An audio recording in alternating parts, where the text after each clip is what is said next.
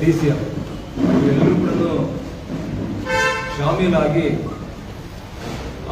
ಒಂದು ಸುಮಾರು 50 ಕೋಟಿ ರೂಪಾಯಿ ಆಸ್ತಿಯನ್ನು ಇವತ್ತು ಮಾರುಕಟ್ಟೆ ಬೆಲೆ ಸುಮಾರು 50 ಕೋಟಿ ರೂಪಾಯಿ ಆಸ್ತಿ.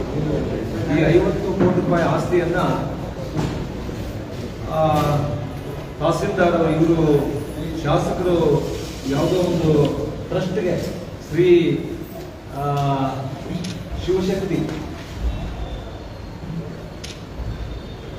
ಜೈ ಶಿವಶಕ್ತಿ ಹೆಲ್ತ್ ಮತ್ತು ಎಜುಕೇಷನ್ ಫೌಂಡೇಶನ್ ಬೆಂಗಳೂರು ಸಂಸ್ಥೆಗೆ ಒಂದು ಶಿಫಾರಸು ಮಾಡ್ತಾರೆ. ಇದು 2 ತಿಂಗಳ ಹಿಂದೆ ಇದೇ ಸಂಸ್ಥೆಗೆ ಶಿಫಾರಸು ಮಾಡಿರ್ತಾರೆ. ಅದು ನಗರಸಭೆ ವ್ಯಾಪ್ತಿಯಿಂದ 2 ಕಿಲೋಮೀಟರ್ ದೂರದಲ್ಲಿದೆ ಅಂತೇಳಿ ಈ ಶಿಫಾರಸು ಮಾಡಿರ್ತಾರೆ. ತಹಸೀಲ್ದಾರು, AC, DC ಇವರೆಲ್ಲ ಮೇಲಧಿಕಾರಿಗಳು, ಪ್ರಾದೇಶಿಕ ಆಯುಕ್ತರಿಗೆ, ಕಂದಾಯ ಇಲಾಖೆಯ ಪ್ರಧಾನ ಕಾರ್ಯದರ್ಶಿಗಳಿಗೆ, ಸರ್ಕಾರಕ್ಕೆ ಮಾಡಿರ್ತಾರೆ. ಅಲ್ಲಿ ಮೊದಲನೇ ಹಂತದಲ್ಲೇ ಪ್ರಾದೇಶಿಕ ಆಯುಕ್ತರು, ಕಂದಾಯ ಒಂದು ಪ್ರಧಾನ ಕಾರ್ಯದರ್ಶಿಗಳು ಇದು 2 ಕಿಲೋಮೀಟರ್ ವ್ಯಾಪ್ತಿ ನಗರಸಭೆಯಿಂದ 2 ಕಿಲೋಮೀಟರ್ ವ್ಯಾಪ್ತಿ ಬರೋದಿಲ್ಲ ಅಂತ ಹೇಳಿ ತಿರಸ್ಕಾರ ಮಾಡಿದ್ದಾರೆ. ಅದಾದ ನಂತರ ಸುಧಾಕರ್ ಅವರು ಒಂದು ಪತ್ರವನ್ನು ಕೊಡ್ತಾರೆ ಕಂದಾಯ ಸಚಿವರಿಗೆ 3/7/2026ರಲ್ಲಿ ಒಂದು ಪತ್ರವನ್ನು ಕೊಡ್ತಾರೆ. ಆ ಪತ್ರವನ್ನು ಕೊಟ್ಟಾಗ ಮಾನ್ಯ ಕಂದಾಯ ಮಂತ್ರಿಗಳು ಜಿ ಪರಮೇಶ್ವರ್ ಅವರು DC ಅವರಿಗೆ ಇದು examine and send proposal to the government ಅಂತ ಹೇಳಿ ಇದರ ಮೇಲೆ ಆ ಪತ್ರದ ಮೇಲೆ ಬರೆದು ಕಳಿಸ್ತಾರೆ. ಈ ಪ್ರಾಪರ್ಟಿ ಇವತ್ತು ಮಾರುಕಟ್ಟೆ ಬೆಲೆ ಸುಮಾರು 50 ಕೋಟಿ ರೂಪಾಯಿ.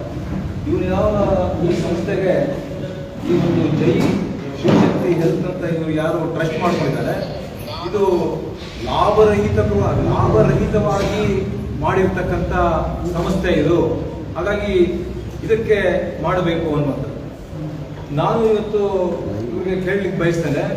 ಇವತ್ತು ಯಾಕೆಂದ್ರೆ ಮಾನ್ಯ ಶಾಸಕರು ಬೇರೆ ಬೇರೆ ಸಂದರ್ಭಗಳಲ್ಲಿ ಇವತ್ತು ಕೈವಾರ ಭಾಗದಲ್ಲಿ, ಕೈವಾರ ಈಗ ಏನು ಪಟ್ಟಣ ಪಂಚಾಯತಿ ಆಗಿದೆ, ನಮೂನೆ 50ರಲ್ಲಿ, ನಮೂನೆ 53ರಲ್ಲಿ, ನಮೂನೆ 57ರಲ್ಲಿ ಯಾರ್ಯಾರು ಅರ್ಜಿಗಳು ಹಾಕೊಂಡಿದ್ದಾರೆ ರೈತರು, ಇವ್ರು ಹೇಳ್ತಾರೆ ಪಟ್ಟಣ ಪಂಚಾಯತಿ 3 ಕಿಲೋಮೀಟರ್ ಅಲ್ಲಿದೆ, 4 ಕಿಲೋಮೀಟರ್ ಇದೆ, ನಾವು ಮಾಡಕ್ ಬರೋದಿಲ್ಲ. ಆದ್ರೆ ಇಲ್ಲಿ ಇವ್ರು ಏನ್ ಮಾಡ್ತಾರೆ, ಮೇಲಧಿಕಾರಿಗಳಿಗೆ ಸುಳ್ಳು ಮಾಹಿತಿಗಳನ್ನ, ಸುಳ್ಳು ವರದಿಗಳನ್ನ ಕೊಟ್ಟು ಇವತ್ತು ಈ ಒಂದು ನಗರಸಭೆ ವ್ಯಾಪ್ತಿಯಿಂದ ಹೊರಗಿದೆ, ನಗರಸಭೆ ವ್ಯಾಪ್ತಿಯಿಂದ ಹೊರಗಿದೆ. ಹಿಂದೆ ಹೇಳಿದ್ರು ನಗರಸಭೆ ವ್ಯಾಪ್ತಿಯಿಂದ ಹೊರಗೆ 2 ಕಿಲೋಮೀಟರ್ ಅಂತ ಹೇಳಿದ್ರು, ತಿರಸ್ಕಾರ ಆಯ್ತು. ಈಗ ಮತ್ತೆ ವರದಿಯನ್ನು ಕೊಡ್ತಾರೆ ನಗರಸಭೆ ವ್ಯಾಪ್ತಿಯಿಂದ. ನಾನು ಯಾಕಂದ್ರೆ ಮೇಲಧಿಕಾರಿ ಪ್ರಾದೇಶಿಕ ಆಯುಕ್ತರ ಜೊತೆಯಲ್ಲಿ ನಾನು ಕೂಡ ಕುಂತಿದ್ದಂತ ಸಂದರ್ಭದಲ್ಲಿ ಅವ್ರು ಕೇಳಿದ್ರು, DC ಅವರಿಗೆ ಕೇಳಿದ್ರು, ಏನ್ ಪ್ರಭು ಅವರೇ ನಿಮ್ಗೇನ್ ಗೊತ್ತಾಗೋದಿಲ್ವಾ, ನಿಮ್ಗೇನ್ ಲಾಭ ಇದೆ ಇದರಲ್ಲಿ, ನಿಮ್ಗೇನ್ ಲಾಭ ಬಂದಿದೆ, ನಾಳೆ ಬೆಳಗ್ಗೆ ನೀವು ಸಿಗಾಕೊಳ್ತೀರಾ, ತೊಂದರೆ ಆಗುತ್ತೆ, ನೀವು ಯಾಕೆ ಈ ತರ ಮಾಡ್ತೀರಾ ಅಂತೆಲ್ಲ ಕೇಳಿದಾಗ ಆ ಜಿಲ್ಲಾಧಿಕಾರಿಗಳು ಹೇಳ್ತಾರೆ, ನನಗೆ ಫೋನಲ್ಲಿ ಕೇಳಿಸ್ತಾ ಇದೆ, 5 ಕಿಲೋಮೀಟರ್ ದೂರದಲ್ಲಿದೆ, 5 ಕಿಲೋಮೀಟರ್ ದೂರದಲ್ಲಿದೆ ಈ ಜಾಗ ಅನ್ನುವಂಥದ್ದು. ಯಾಕಂದ್ರೆ ಮಾಧ್ಯಮ ಸ್ನೇಹಿತರು ತಮ್ಗೆಲ್ಲರಿಗೂ ಕೂಡ ಚಿಂತಾಮಣಿ ಗೊತ್ತಿದೆ, ತಮ್ಗೇನು ಹೊಸದೇನಲ್ಲ. ಈ ಜಾಗ ಎಲ್ಲಿ ಬರುತ್ತೆ ಅಂತ ಹೇಳಿದ್ರೆ ಇವತ್ತು ಇಂಜಿನಿಯರಿಂಗ್ ಕಾಲೇಜ್ ಕಟ್ತಾ ಇದಾರಲ್ಲ ಅದರ ಕೆಳಭಾಗದಲ್ಲಿ ಬರುತ್ತೆ. ಇಂಜಿನಿಯರಿಂಗ್ ಕಾಲೇಜ್ ಮೇಲೆ ಕಟ್ತಾ ಇದ್ರೆ ಅದರ ಕೆಳಗಿರ್ತಕ್ಕಂಥ ಜಾಗ ಈ ಜಾಗ, ವಡಗನಹಳ್ಳಿ, ಸರ್ವೆ ನಂಬರ್ 19. ಇದರ ಮಾರುಕಟ್ಟೆ ಬೆಲೆ ಇವತ್ತು 50 ಕೋಟಿ ರೂಪಾಯಿ. ಈ ಸಂಸ್ಥೆಯವರ ಹತ್ರ ಇವನು ಯಾರು ಜೈ ಶಿವಶಕ್ತಿ ಈ ಟ್ರಸ್ಟ್ ಯಾರು ಮಾಡ್ಕೊಂಡಿದ್ದಾನೆ, ಇವನ ಹತ್ರ ಆ ಶಾಸಕರು, ಆ DC, ತಹಸೀಲ್ದಾರು, AC ಇವರೆಲ್ಲರೂ ಕೂಡ ಶಾಮೀಲಾಗಿ ಸುಮಾರು 25 ಕೋಟಿ ರೂಪಾಯಿಗಳು ಇವನ ಹತ್ರ ವಂತಿಗೆಯನ್ನ ಪಡ್ಕೊಂಡು ಇವತ್ತು ತರಾತುರಿಯಲ್ಲಿ ಅಂದ್ರೆ ಎಷ್ಟು ಬೇಗ ರೆಕಮೆಂಡ್ ಮಾಡ್ತಾರೆ ಅಂತ ಹೇಳಿದ್ರೆ ಕೇವಲ ಒಂದೊಂದು ದಿನಕ್ಕೆ ರಿಪೋರ್ಟ್ಗಳು ಕಳಿಸ್ತಕ್ಕಂಥದ್ದು. ನನಗೆ ಆಶ್ಚರ್ಯ ಆಗುವಂತದ್ದೇನು ಅಂತ ಹೇಳಿದ್ರೆ ಇವತ್ತು ಇವರು 2 ಕಿಲೋಮೀಟರ್ ದೂರದಲ್ಲಿದೆ, 5 ಕಿಲೋಮೀಟರ್ ದೂರದಲ್ಲಿದೆ ಅನ್ನುವಂತ ಮಾಹಿತಿಯನ್ನ ಆ ಪ್ರಾದೇಶಿಕ ಆಯುಕ್ತರಿಗೆ ಮತ್ತು ಕಂದಾಯ ಇಲಾಖೆಯ ಪ್ರಧಾನ ಕಾರ್ಯದರ್ಶಿಗಳಿಗೆ ಮತ್ತು ಸರ್ಕಾರಕ್ಕೆ ಕಳಿಸ್ತಕ್ಕಂಥದ್ದು. ಅಂದ್ರೆ ಇದು ಬೇಗ ರವಾನೆ ಆಗ್ಬೇಕು, ಕ್ಯಾಬಿನೆಟ್ ಅಲ್ಲಿ ಇಡಬೇಕು, ಕ್ಯಾಬಿನೆಟ್ ಅಲ್ಲಿ ಅಪ್ರೂವಲ್ ಆಗ್ಬಿಡ್ಬೇಕು. ನಾನು ಅಲ್ಲಿಂದ ಆ ಪ್ರಾದೇಶಿಕ ಆಯುಕ್ತರ ಕಚೇರಿಯಿಂದ ಹೊರಗೆ ಬಂದು ನಾನು PWD ಇಲಾಖೆ ಅಧಿಕಾರಿಗಳಿಗೆ ನಾನು ಫೋನ್ ಮಾಡಿದೆ. PWD ಇಲಾಖೆ ಅಧಿಕಾರಿಗಳಿಗೆ ನಾನು ಫೋನ್ ಮಾಡಿದಾಗ ಅವ್ರು ಕೇಳಿದ್ರು, ಏನು ಸರ್ ಅಂದರು. ಸರ್, ನನಗೆ ಅರ್ಜೆಂಟಾಗಿ ಒಂದು ಇನ್ಫಾರ್ಮೇಶನ್ ಬೇಕಾಗಿದೆ, ನೀವು ದಯಮಾಡಿ ಇದು ಕೊಡಬೇಕು ಬೇಗ ಅಂತ ಹೇಳಿ. ಸರ್, ಒಂದು 2-3 ದಿವಸ ಆಗುತ್ತೆ, ಕೊಡಿ ಅಂತ ಹೇಳಿದೆ. ನಾನು ಅಲ್ಲಿಂದ ಅವ್ರಿಗೆ ಏನು ಕೇಳಿದೆ, ನಗರಸಭೆ ವ್ಯಾಪ್ತಿ ಎಲ್ಲಿ ಪ್ರಾರಂಭ ಆಗುತ್ತೆ, ಆದರೆ ಈ ವಡಗನಹಳ್ಳಿ ಸರ್ವೆ ನಂಬರ್ 19 ಏನು ಆ ಜಾಗ ಇದೆ, ಈ ಸ್ಥಳಕ್ಕೆ ರಸ್ತೆಯ ಮೂಲಕ ಎಷ್ಟು ಕಿಲೋಮೀಟರ್ ಆಗುತ್ತೆ ಮತ್ತು ಏರ್ ಡಿಸ್ಟೆನ್ಸ್ ಎಷ್ಟು ಕಿಲೋಮೀಟರ್ ಆಗುತ್ತೆ ಅನ್ನುವಂಥದ್ದನ್ನ 2 ತರ ನಮಗೆ ಮಾಹಿತಿ ಬೇಕು ಅಂತ ಕೇಳಿದೆ. ಆ 2 ತರ ಮಾಹಿತಿ ಕೇಳಿದಾಗ ನಗರಸಭೆ ವ್ಯಾಪ್ತಿಯಿಂದ ಈ ಪ್ರದೇಶ, ಈ ಜಾಗ ಇರ್ತಕ್ಕಂಥದ್ದು ವಡಗನಹಳ್ಳಿ ಸರ್ವೆ ನಂಬರ್ 19 ಏನಿದೆ, ಈ ಪ್ರದೇಶಕ್ಕೆ ರಸ್ತೆ ಮೂಲಕ ಬಂದ್ರೆ 2 ಕಿಲೋಮೀಟರ್ 2.55 ಅಂದ್ರೆ 2.5 ಕಿಲೋಮೀಟರ್ ಬರುತ್ತೆ.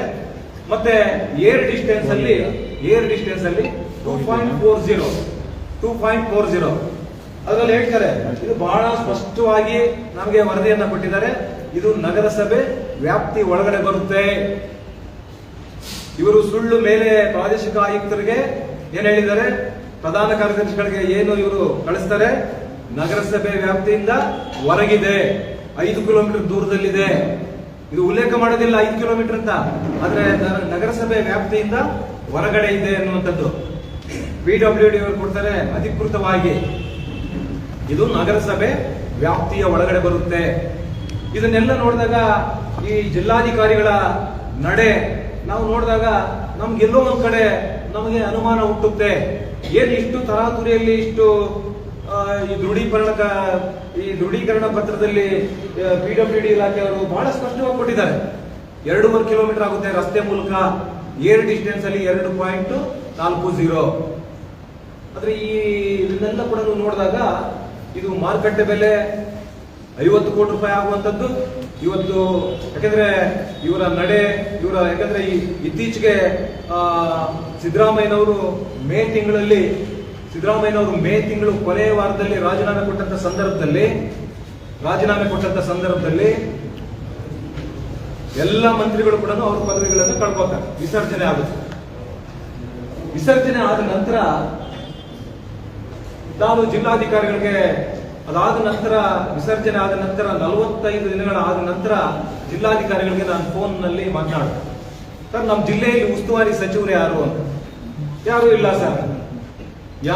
ಸರ್ ಅಂತ ಹೇಳಿದ್ರೆ, ನೀವು ಅದೇ ಜಾಗದಲ್ಲಿ ಪ್ರತಿದಿನ ನಿಮ್ಮ ಕಚೇರಿಗೆ ಹೋಗ್ಬೇಕಂದ್ರೆ ಅದೇ ಮೆಟ್ಲತ್ತು ಹೋಗ್ಬೇಕಲ್ಲ, ಅಲ್ಲೇ ಜಿಲ್ಲಾ ಉಸ್ತುವಾರಿ ಸಚಿವರ ಕಚೇರಿ ಇತ್ತಲ್ಲ, 45 ದಿನಗಳಾದರೂ ಕೂಡ ಅವರ ಬೋರ್ಡ್ ನೇತಾಡ್ತಾ ಇತ್ತಲ್ಲ ಅಂತ ಕೇಳಿದೆ.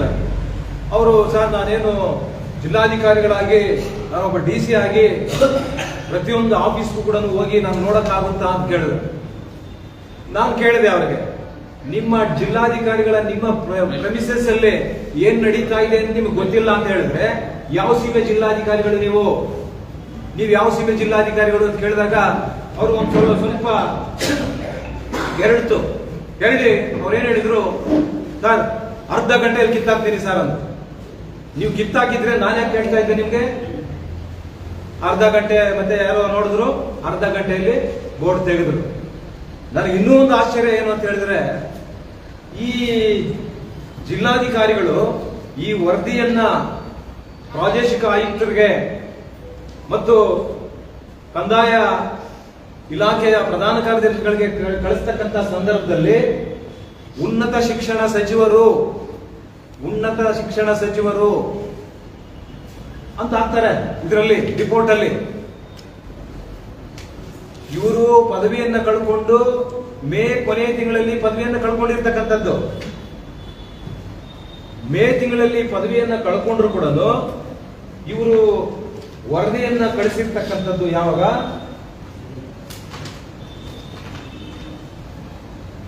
21/7/2026 ವರದಿಯನ್ನ ಕಳಿಸ್ತಾರೆ.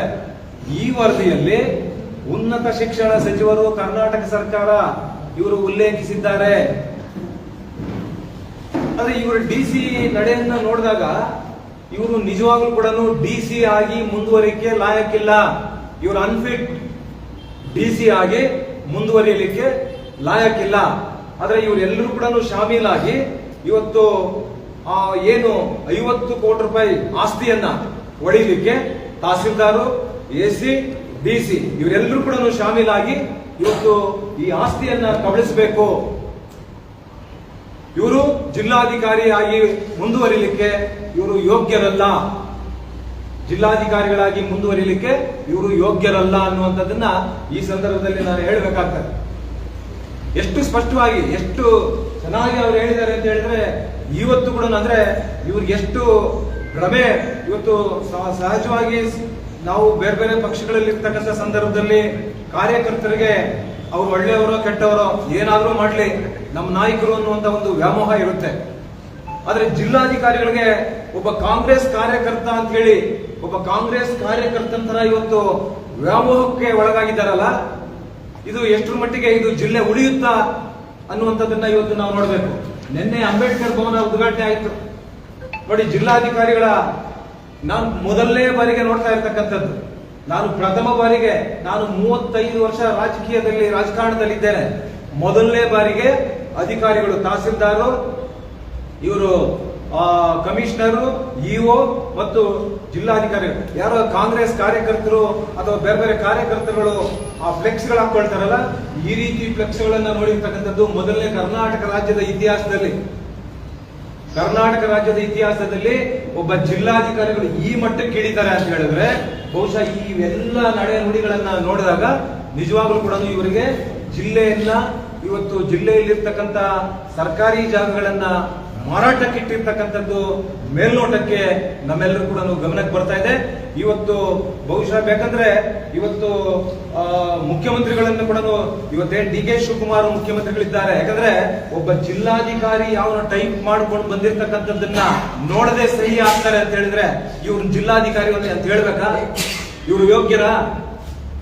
ಈ ಜಿಲ್ಲಾಧಿಕಾರಿಗಳು ಯೋಗ್ಯರ ಅಂತ ನೋಡಬೇಕು. ನಾನು ಅನೇಕ ಜಿಲ್ಲಾಧಿಕಾರಿಗಳನ್ನ 2013ರಲ್ಲಿ ನಮ್ಮ ಈ ಜಿಲ್ಲಾಧಿಕಾರಿಗಳ ಭವನ ಉದ್ಘಾಟನೆ ಮಾಡತಕ್ಕಂಥ ಸಂದರ್ಭದಲ್ಲಿ, ಆವತ್ತಿನ ಸಂದರ್ಭದಲ್ಲಿ ವಿಶಾಲಿದ್ರು. ಅನಂತರ ಬೇರೆ ಬೇರೆ ಜಿಲ್ಲಾಧಿಕಾರಿಗಳು ಬಂದ್ರು. ಪ್ರಾಮಾಣಿಕವಾಗಿ, ಪರಿಣಾಮಕಾರಿಯಾಗಿ, ಪಾರದರ್ಶಕವಾಗಿ ಕೆಲಸ ಮಾಡತಕ್ಕಂಥ ಜಿಲ್ಲಾಧಿಕಾರಿಗಳನ್ನ ನಾವು ನೋಡಿದ್ದೇವೆ. ಮೊದಲನೇ ಜಿಲ್ಲಾಧಿಕಾರಿ ಇವರು ಈ ರೀತಿ ಕಣ್ಣು ಮುಚ್ಚಿಕೊಂಡು ಸಹಿ ಹಾಕಿ ಮೇಲಧಿಕಾರಿಗಳಿಗೆ ಕಳಿಸ್ತಾರೆ ಅಂತ ಹೇಳಿದ್ರೆ ಇವರು ಕಣ್ಣು ಮುಚ್ಚಿಕೊಂಡೇ ಮಾಡಿರ್ತಕ್ಕಂಥದ್ದು. ಯಾಕಂದ್ರೆ ಜಿಲ್ಲಾ ಉಸ್ತುವಾರಿ ಸಚಿವರು ಯಾರು? ಜಿಲ್ಲಾ ಉಸ್ತುವಾರಿ ಸಚಿವರು ಇವರಲ್ಲ, ಉನ್ನತ ಶಿಕ್ಷಣ ಸಚಿವರು ಇವರಲ್ಲ. ಆದ್ರೆ ಇದನ್ನೆಲ್ಲ ಉಲ್ಲೇಖ ಮಾಡಿ ಇವರು ಕಳಿಸ್ತಾರೆ ಅಂತ ಹೇಳಿದ್ರೆ, ಯಾವನ ಟೈಪಿಸ್ಟ್ ಟೈಪ್ ಮಾಡ್ಕೊಂಡು ಬಂದ, ಕೊಟ್ಟ, ಇದಕ್ಕೆ ಸಹಿ ಮಾಡಿ ಕಳಿಸ್ತಾರೆ.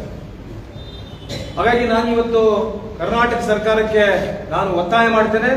ಮಾನ್ಯ ಜಿಲ್ಲಾ ಉಸ್ತುವಾರಿ ಸಚಿವರಿಗೂ, ಕರ್ನಾಟಕ ಸರ್ಕಾರಕ್ಕೂ, ಇವತ್ತು ಮಾನ್ಯ ಮುಖ್ಯಮಂತ್ರಿಗಳಿಗೂ ಕೂಡ ಇಂಥ ನಾಲಾಯಕ ಜಿಲ್ಲಾಧಿಕಾರಿಗಳನ್ನ ಕೂಡಲೇ ಇವರನ್ನು ಅಮಾನತು ಮಾಡೋದಲ್ಲ, ವಜಾ ಮಾಡಬೇಕು ಅನ್ನುವಂಥದ್ದನ್ನ ಇವತ್ತು ಈ ಸಂದರ್ಭದಲ್ಲಿ ನಾನು ಕರ್ನಾಟಕ ಸರ್ಕಾರಕ್ಕೆ ಇವತ್ತು ಒತ್ತಾಯ ಮಾಡ್ತಾ ಇದ್ದೇನೆ. ಈ ರೀತಿ ಅನೇಕ ಪ್ರಕರಣಗಳು.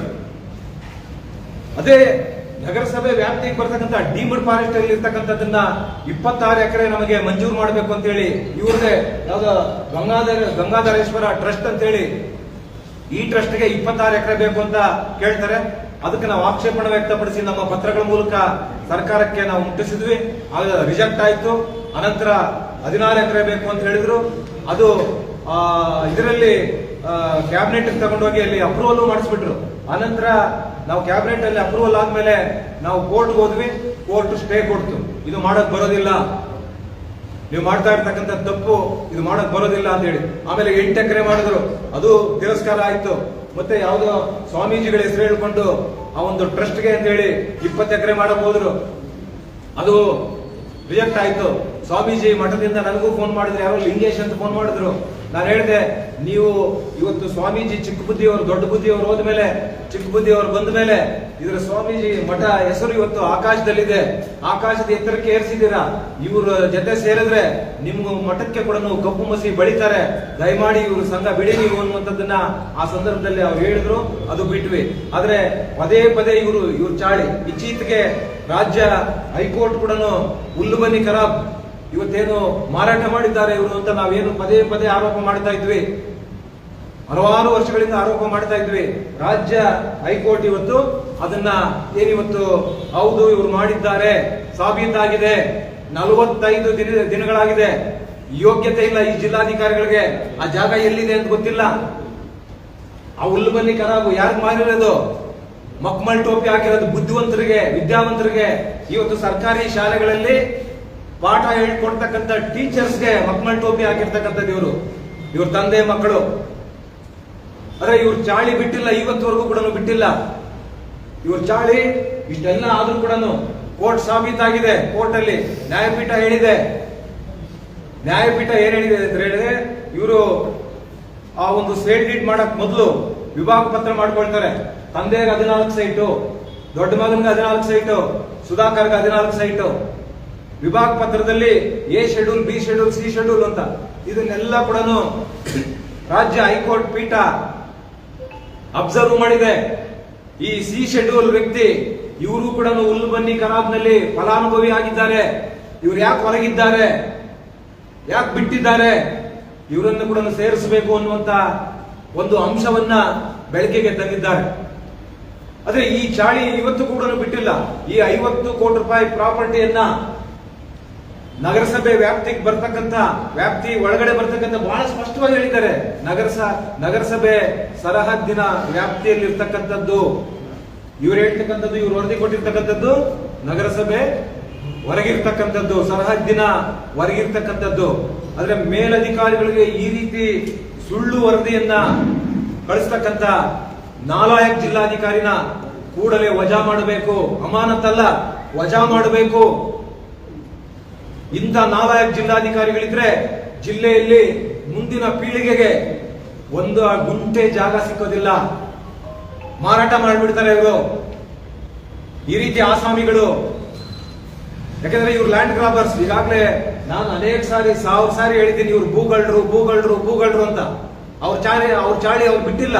ನಿಮ್ಗೆ ಜಿಲ್ಲಾಧಿಕಾರಿಗಳಾಗಿ ನಿಮ್ಗೇನಾಗಿದೆ ರೋಗ?